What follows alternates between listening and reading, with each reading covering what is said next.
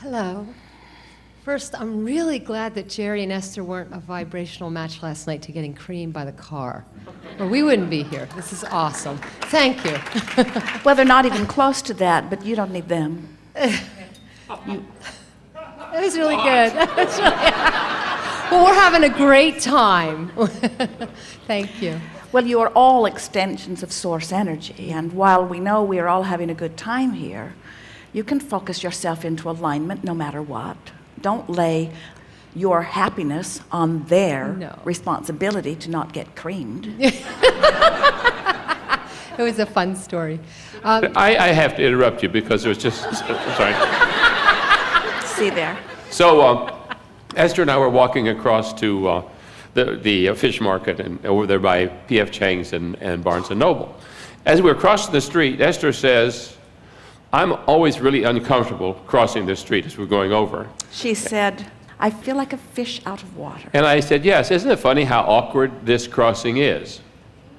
And so we crossed over, and it has a countdown. It tells you how many seconds you have to get across. And so I'm watching it, 10, 9, 8, 7, we made it. Okay, and so then we went over, and then we came back, and as we're crossing the street, when I see 11, and then this thing came by, it was almost touching my body at about 40 miles an hour, and it was red, and it just went right by our face. We could have touched it with our hands right here at that speed. Esther and I were abreast, if you pardon the expression, and both of us walking forward, and this thing just came barreling through like that.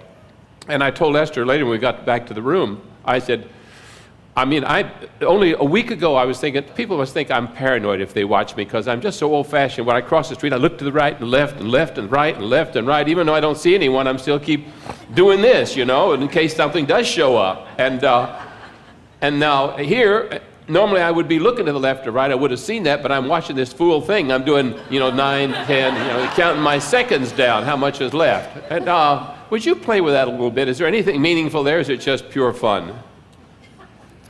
Well, since this is a workshop about focus, we suppose that it is prudent to identify what it is that you're focusing upon.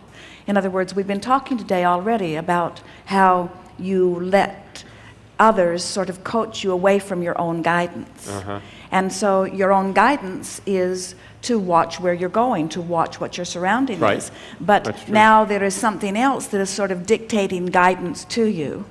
And your assumption sort of is, well, they must know what they're doing. In other words, they're telling me I've got 11 seconds, 10 seconds, 9 seconds. I normally wouldn't be looking around like that. There is that. There is that. In other words, I'm going to be... So I can blame the government.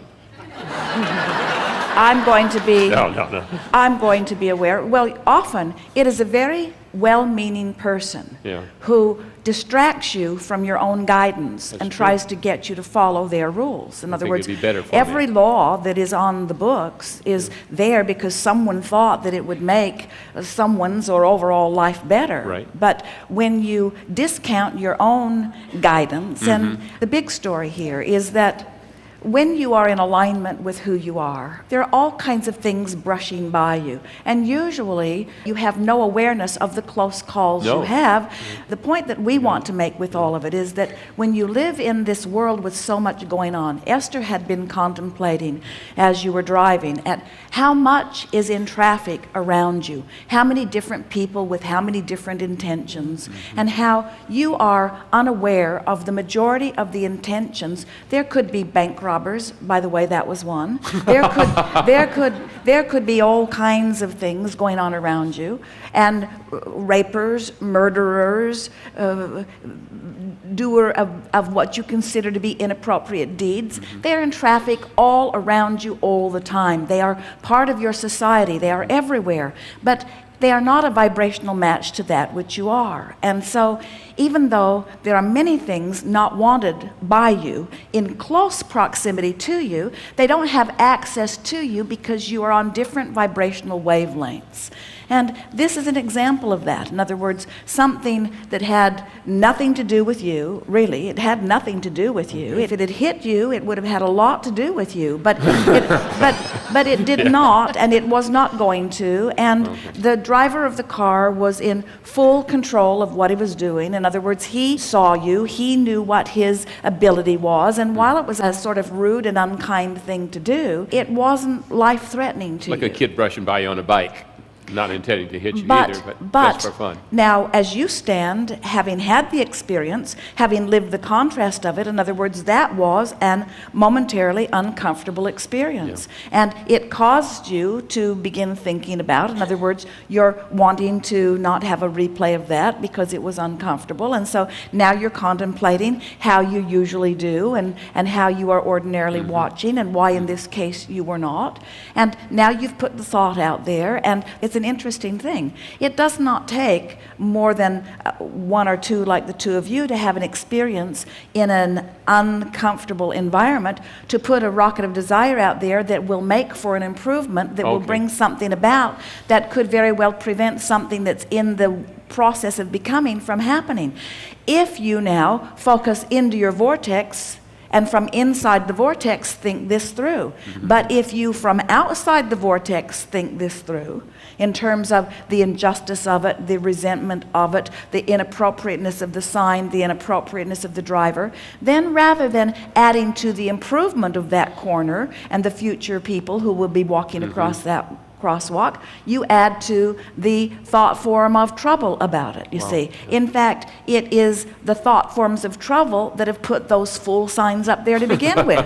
In other words, the people deciding that you don't know what you're doing and you can't tell where the traffic is, and so you will walk when they say walk rather than using your own reasoning ability to walk. You are always much better off relative to every law in the world. In other words, how often is it prudent for you to move out of the way, and Esther says to you, the sign says don't go there. She'd rather keep the rule and not break the law than do the thing that's the best thing for you to do. And so really, everything that we're talking about here is that in the vortex is the greatest law of all, which is the law of attraction, and all things that you consider to be good, and source itself there. And we just have to tell you, there is a huge and dramatic diversity between that which man calls God and the laws that man thinks God has made for him.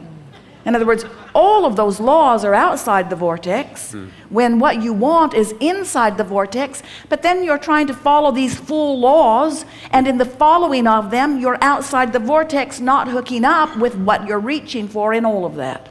That is the biggest story here. Thank you very much.